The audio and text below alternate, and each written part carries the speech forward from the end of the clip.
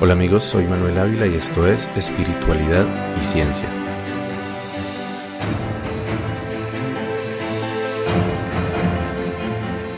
Hay una pregunta que filósofos, religiosos, espirituales, muchos otros se han formulado desde tiempos inmemoriales, y es el propósito de la existencia. Esta es una pregunta que probablemente surgió, al menos de forma más consciente, cuando nuestros antepasados cazadores y recolectores aprendieron a cultivar la tierra y se asentaron en granjas para producir su alimento.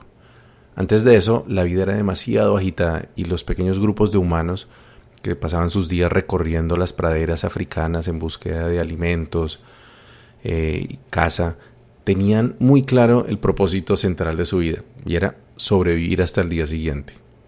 Bueno, esta es una especulación. Tal vez ellos también eran conscientes de la levedad de lo cotidiano y pensarían en la posibilidad de que hubiese un propósito más elevado para su existencia. Sin embargo, fue con seguridad cuando nuestros ancestros pudieron hacer una pausa en sus días y gracias a tener reservas de alimento y un lugar seguro para refugiarse, que tuvieron el tiempo y la tranquilidad para cuestionarse sobre el sentido de nacer, crecer, engendrar descendencia y morir.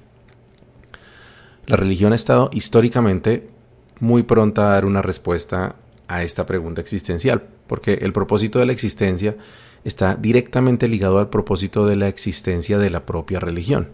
La religión es la herramienta con la cual se cumple el propósito último de la vida, que según la mayoría de las religiones consiste en cumplir la voluntad de Dios y prepararnos para una vida plena en el más allá. Luego viene la ciencia, logra descifrar muchos de los misterios de la naturaleza, pero en todo su recorrido no logra encontrar ni dioses ni propósitos. Entonces, científicos creyentes o religiosos como Isaac Newton o Johannes Kepler se refugian en los resquicios de misterio donde la ciencia no ha logrado penetrar y confían en encontrar allí a Dios y un plan secreto para nosotros. Albert Einstein, por ejemplo, dijo en febrero de 1950, un ser humano es parte del todo, que llamamos universo, una parte limitada en el tiempo y en el espacio. Se experimenta a sí mismo, sus pensamientos y sentimientos como algo separado del resto, un tipo de ilusión óptica de su conciencia. El esfuerzo de liberarse uno mismo de esa ilusión es el verdadero fundamento de la verdadera religión. No de nutrirlo, sino de tratar de superarlo. Es la manera de alcanzar la medida alcanzable de la paz mental. Lo cierto es que el significado de la existencia en principio no tiene nada que ver con la ciencia, sino con algún otro tipo de pensamiento que puede ser religioso, filosófico, humanista o espiritual. Sin embargo, la ciencia no se ha negado a explorar ninguna pregunta, por lo que en cuanto a este asunto hay teorías que conectan los puntos de las observaciones astronómicas y los experimentos de la física subatómica y nos dan algunas respuestas, pero hablaré de esto más adelante. ¿Por qué buscamos un propósito para nuestra vida? Al sondear la cuestión del propósito de la vida, tenemos que empezar por definir qué es propósito. ¿A qué nos referimos con el propósito de algo? Bueno, según la Real Academia de la Lengua, propósito significa objetivo que se pretende conseguir. Proviene del latín propositum, que significa hacia adelante, y posicionado. Entonces, la posición hacia adelante, es decir, que es como el significado futuro de algo. Este concepto de prever la utilidad de algo en el futuro está estrechamente ligado con la forma en que funciona la mente humana. Los humanos, junto con algunos otros animales como los chimpancés y los cuervos, hasta donde sabemos, tenemos la capacidad de planear para el futuro, es decir, de sacrificar la gratificación inmediata en pro de lograr una meta más atractiva en el futuro. Esto implica combinar varias habilidades mentales y nerviosas, como la observación, la memoria, el cálculo de probabilidades, la capacidad de refrenar los instintos a voluntad. Como vimos en los episodios 11 y 15, donde hablamos sobre la mente y el cerebro, estos procesos ocurren principalmente en el tallo cerebral, allá donde queda el complejo R y además también en la capa que le sigue, que es el sistema límbico o el cerebro mamífero. Planear nos obliga a identificar el propósito de las acciones de los demás, tratar de intuir qué buscan las otras personas, los otros animales con sus acciones. Y crear propósitos para las acciones propias, de tal forma que nuestros planes a futuro se puedan cumplir. Pero los seres humanos tenemos algo adicional que nos hace diferentes a todos los demás animales, al menos, digo nuevamente, hasta donde sabemos.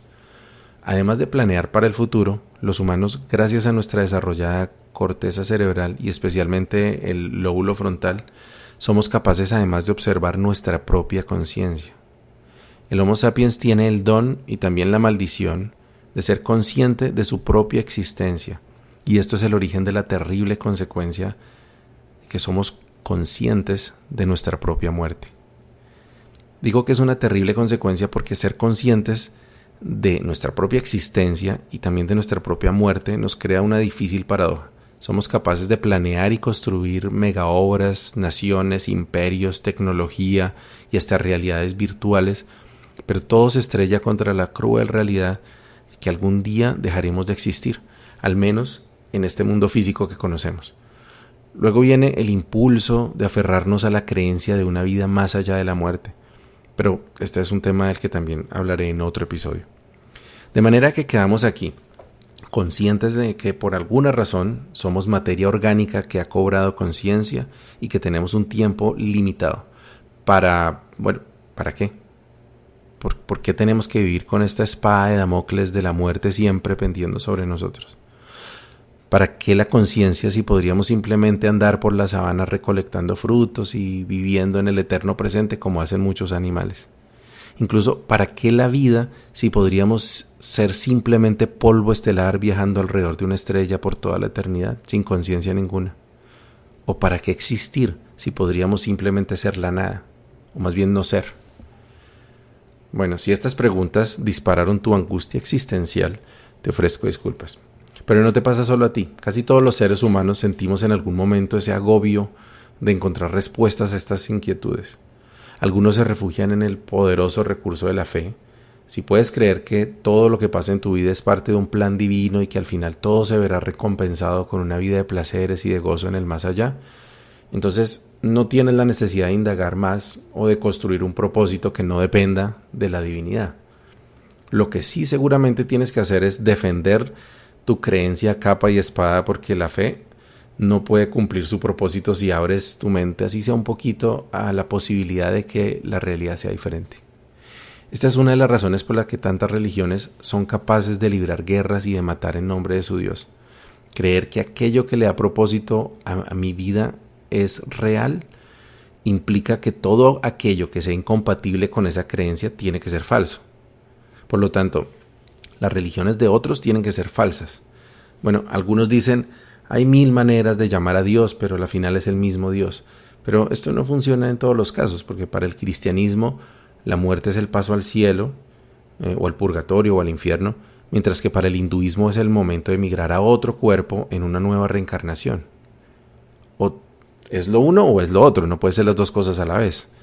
O están las religiones politeístas como el hinduismo, o panteístas como los credos indígenas, digamos, las cosmogonías indígenas más exactamente. ¿Es lo uno o es lo otro?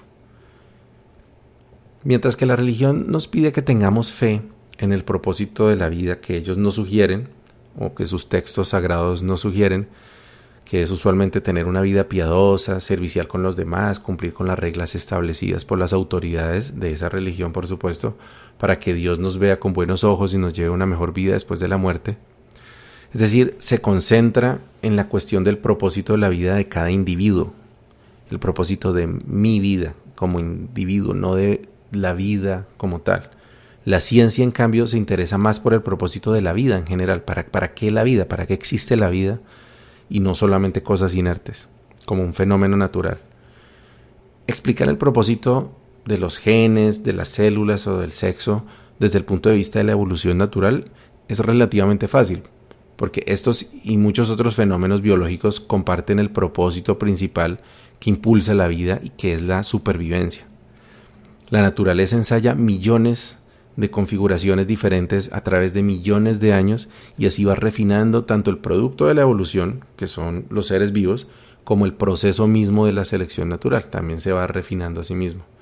Sin embargo, queda la pregunta de cuál es el propósito de que haya vida en primer lugar. Todos los demás fenómenos naturales que observamos, como la formación de planetas, estrellas y galaxias, no parecieran tener ningún propósito en particular, sino ser simplemente el resultado de las leyes físicas aplicadas a ese cúmulo de partículas que surgieron en el Big Bang.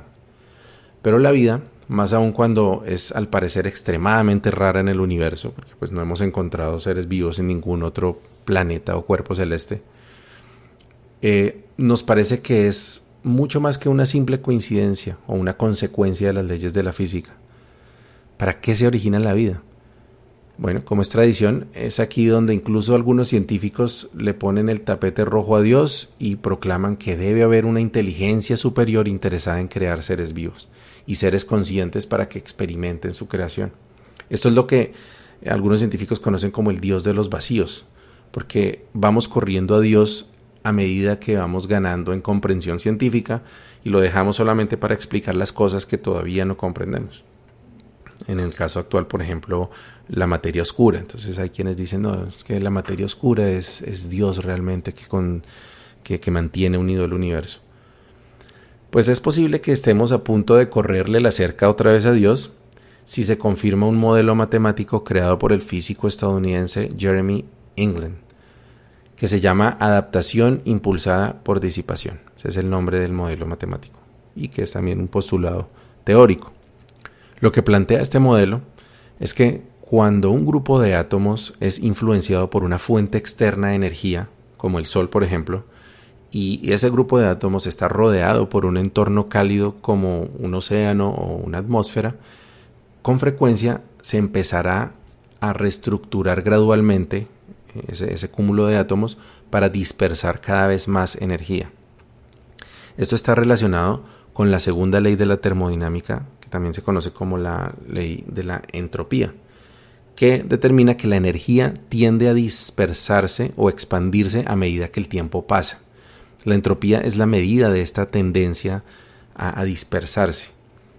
Es una ley física del universo y es la razón por la cual se requiere inyectar energía para calentar una taza de café, que es digamos la forma en que se pone en movimiento todas las moléculas, pero sobre todo que logramos que la taza de café tenga un movimiento de moléculas, o sea, una temperatura diferente a la del resto del ambiente, y de tal forma nosotros la podamos sentir como algo caliente.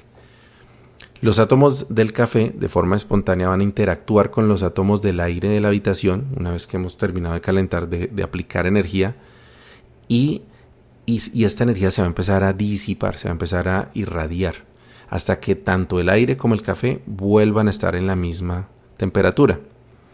Esto es a grandes rasgos, pues de una forma muy, muy general, en lo que consiste la segunda ley de la termodinámica. La teoría del Dr. England se originó por la observación de una diferencia fundamental entre las cosas vivas y las cosas inertes, incluso cuando están compuestas de los mismos elementos, el mismo carbón, el mismo calcio, el mismo magnesio, etc. La vida es mucho más eficiente capturando energía de su entorno y disipándola como calor.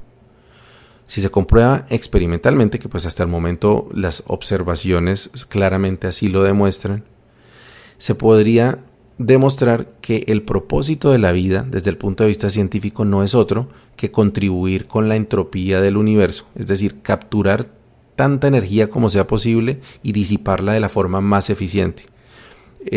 No es como un propósito que alguien le haya dado, sino sencillamente de la misma forma en que los objetos tienden a caer hacia un cuerpo de masa mucho más grande como el planeta Tierra, y los objetos caen sobre él por la ley de la gravedad.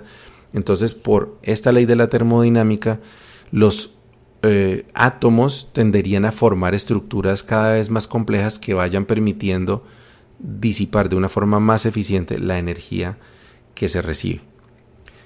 Si comparamos, por ejemplo, una planta con una roca, nos damos cuenta que mientras que la roca tarda un poco más de tiempo disipando calor, o sea, cuántas horas hay que poner al sol una roca para que se caliente, y luego esta roca también el tiempo que tarda en volver a estar a la temperatura del medio ambiente, pues no es tan eficiente.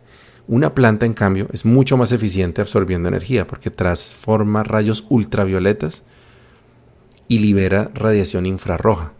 Es decir, ni siquiera es el calor como tal, sino los rayos ultravioleta que es capaz de después transformar en radiación infrarroja en bastante menos tiempo, aparte de crear subproductos como el oxígeno que liberan en el ambiente, etc. Los seres humanos no estamos lejos de esa tendencia. Si nos fijamos, los seres humanos somos aún más eficientes atrapando energía. Sacamos energía del carbón, del petróleo, de la madera, del sol, del viento, de los propios átomos. Y nos inventamos cada vez formas más creativas de utilizar más energía. De hecho, el consumo de energía per cápita de la humanidad se ha cuadruplicado en los últimos 200 años. Per cápita. Porque no es solamente que porque hay más personas se consume más energía, sino que además ahora consumimos mucha más energía. Y esta es una tendencia que no parece que vaya a disminuir, porque es cierto, hay electrodomésticos que ahora son eficientes y hay carros eléctricos que ya no tienen que quemar hidrocarburos, pero cada vez tenemos más sistemas tecnológicos que dependen de la electricidad, etcétera. Bueno, pero hasta aquí lo que la ciencia ha podido contribuir a la discusión sobre el sentido de la vida. Como dije antes, solamente con relación al fenómeno de la vida, no al sentido de tu vida o de mi vida en particular. La ley de la termodinámica movió las piezas del rompecabezas para crear la vida en la Tierra y a partir de allí, la selección natural asumió la misión de crear formas de vida cada vez más eficientes en consumir y disipar energía. En este proceso creó el sexo, el instinto de supervivencia para engañar a la muerte y en algún punto dotó a algunas especies de primates con la capacidad de reconocer su propia muerte. ¿Un error? Tal vez no, porque eso precisamente convirtió a esos primates en los seres más eficientes de la historia en este planeta para consumir y disipar energía, buscando la manera de burlar a la muerte, de sobrevivir más tiempo, de ganarle la batalla a los elementos de la naturaleza, superar a todos los contrincantes que hemos tenido en la cadena alimenticia. Nos hemos convertido en seres sumamente eficientes en consumir energía. Bueno, y así llegamos a este momento en el que estamos tú y yo conversando a través de una red de centrales celulares, de telefonía celular, redes de datos, data centers, satélites y fibra óptica que están alimentados por centrales de electricidad hidroeléctrica, nucleares, algunas de carbón, y todo esto para que podamos conversar en este momento y preguntarnos cuál es el propósito de nuestra vida, además de consumir y disipar energía. Así las cosas, bueno, se ponen un poco complicadas porque entramos en el terreno de la filosofía y las ideas que hemos acumulado sobre el propósito de la existencia humana. Pero haciendo un recorrido rápido, para Platón, el sentido de la vida era alcanzar el mayor nivel posible de conocimiento. Aristóteles hablaba del virtuosismo y, según lo definía, consistía en que todas las acciones que nosotros realizamos, las elecciones que hacemos y los pensamientos que tenemos deben ir dirigidos a un fin bondadoso. Los cínicos deducían que el propósito de la vida es buscar riquezas, poder, buena salud y fama. Por otra parte, los hedonistas veían la máxima realización en obtener la mayor cantidad posible de placer físico, mientras que los seguidores del estoicismo, los estoicos, buscaban la liberación del sufrimiento a través de la apatía o del autocontrol para no ceder a las emociones negativas. Muchas veces se piensa que el estoicismo consiste como en buscar el sufrimiento, no, es sencillamente evitar el sufrimiento a través de no darle tanta importancia, digámoslo así. A partir de estas escuelas de pensamiento de la antigua Grecia, que acabamos de mencionar, todas las civilizaciones y culturas humanas han explorado este asunto, adaptando algunos de los conceptos griegos o creando sus propias doctrinas.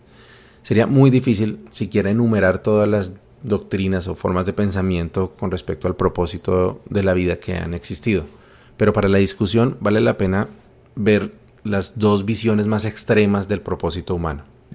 En un extremo estaría el nihilismo, por ejemplo, que considera que como no hay un Dios y es imposible determinar una verdad o moral objetivas, la vida no tiene ningún significado, no tiene propósito ni tiene ningún valor intrínseco. Al otro extremo podríamos ubicar los mormones, por ejemplo, y algunas sectas como la cienciología podría ser. Y es que el propósito de la vida, que dicen que el propósito de la vida es llevar a cabo una transformación o evolución interna para llegar a convertirnos en dioses. Pero bueno, si esta es la respuesta que nos dan la religión, la ciencia y la filosofía, entonces, ¿qué nos dice la espiritualidad? ¿Qué respuesta nos da a esta pregunta? Pues en este punto voy a recordarte la definición de espiritualidad que compartí en el episodio 8. Porque la espiritualidad es algo mucho más simple. Es el sentido de conexión con algo más grande que nosotros, que trasciende la existencia mortal, pero no necesariamente pretende entender lo que hay más allá. Espiritualidad parte del conocimiento profundo de sí mismo y comprende la capacidad para transformarnos, de crecer como seres humanos y darle un propósito a nuestra existencia. En otras palabras, la espiritualidad no nos va a dar una respuesta, porque la espiritualidad es en sí misma la búsqueda del propósito. Es un camino, no es una meta. La espiritualidad es un trabajo de autodescubrimiento y por lo tanto nos plantea la necesidad de conocernos a nosotros mismos, de liberarnos del sufrimiento y de las cargas que llevamos, pero no como un propósito en sí. No es que el propósito sea liberarnos del sufrimiento, liberarnos de las cargas, sino que ese es el prerequisito para que seamos capaces de identificar el propósito de nuestra vida. La espiritualidad te dice, ¿sientes un vacío que no sabes cómo llenar? ¿No encuentras un sentido a tu vida, pero tampoco puedes aceptar el propósito que te imponen el capitalismo, tu familia o la religión? Entonces, acepta el camino de la iniciación y recórrelo para que descubras quién eres realmente, para que te liberes de aquello que no eres y puedas alcanzar la máxima expresión de tu ser.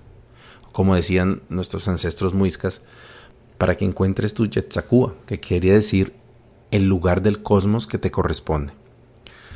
Ese lugar que te corresponde es algo tan tuyo como tus huellas dactilares o el iris de tus ojos. Y tal como ellos, tu propósito surge de una suma entre genética, la formación que recibiste, el entorno en el que creciste y algo de suerte también. Esta es una combinación única de factores que no se van a repetir nunca en toda la historia del universo.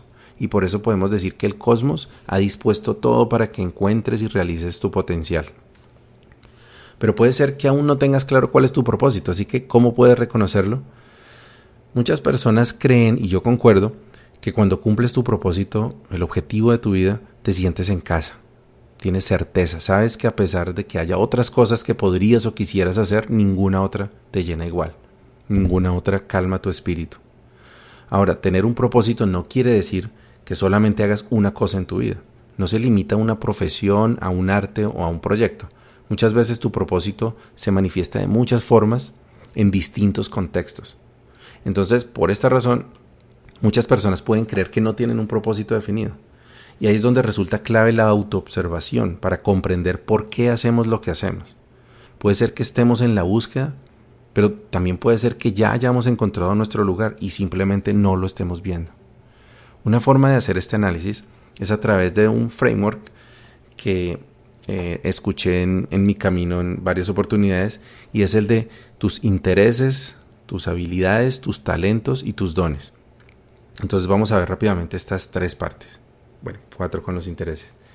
Entonces los intereses son los temas, los lugares o las personas hacia los cuales naturalmente gravitas. Las humanidades, las ciencias, la tecnología, deportes, las relaciones personales, entretenimiento, etc. Tus habilidades son esas capacidades físicas y mentales que generalmente aplicas a tus intereses. Y estas habilidades las has aprendido durante tu vida. Para ellas también eres competente. Por ejemplo, puedes saber trotar, bailar, las matemáticas, eres bueno con los computadores, hablas bien en público, puedes hacer chistes, te gusta escuchar a las personas, eres hábil para pintar, puedes cuidar animales de una forma eficiente, etc. Ahora, algunas de esas habilidades son realmente especiales en ti.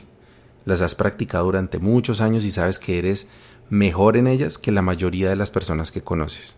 Esos talentos ya son cosas que amas hacer. Es muy difícil ser talentoso en algo que a uno no le gusta, aunque debe haber casos. Pero como regla general, son unas pocas cosas para las que podemos considerar que somos realmente talentosos. Y todos tenemos talentos. Seguir el hilo de lo que nos dicen esos talentos es la clave principal para encontrar nuestro propósito. Sin embargo, muchas veces uno o dos de esos talentos son especialmente sobresalientes. Además, son los que más aplicamos a nuestra vida diaria, en el trabajo, en las relaciones. Son talentos que surgen de forma totalmente natural y a veces pareciera como de una forma sobrenatural. A esos talentos también los podemos llamar tus dones. Tal vez eres una persona con mucho carisma para ganarte a las personas, o de pronto tienes la capacidad de organizar y de planear, y si eso siempre te lleva a liderar en los grupos en los que participas. De pronto es tu capacidad para escuchar a los demás, o para convencerlos de que te sigan. Muchos tienen una empatía tan fuerte que pueden comprender y ponerse en el lugar de los que sufren mejor que cualquier otra persona. También puede ser simplemente tu capacidad para contemplar la naturaleza o incluso la resiliencia para sobreponerte a las difíciles pruebas que te ha puesto la vida. Tu propósito conecta tus dones, tus talentos, tus habilidades y tus intereses y le da paz a tu ser. Por los ejemplos que puse, pareciera que tu propósito necesariamente tiene que ser algo que ayude a los demás o que sirva para lograr un objetivo grande, pero no es así. Cuando nos damos cuenta que vivimos en un punto azul diminuto que flota en el espacio, en un instante infinitesimal del tiempo, todo es irrelevante. O bien, todo es muy importante. La labor de la anciana, por ejemplo, cuidando las flores todos los días, y el trabajo de los científicos del CERN que están descubriendo partículas subatómicas son igual de importantes para la espiritualidad. Recuerda que somos grupos de átomos que se han hecho conscientes de sí mismos y que somos la forma en que el cosmos se conoce a sí mismo. Desde lo simple hasta lo complejo, todo es una oportunidad única para experimentar la creación. Bueno, y de paso seguir consumiendo y disipando energía para que el universo cumpla su propósito. Buen camino y buena brisa.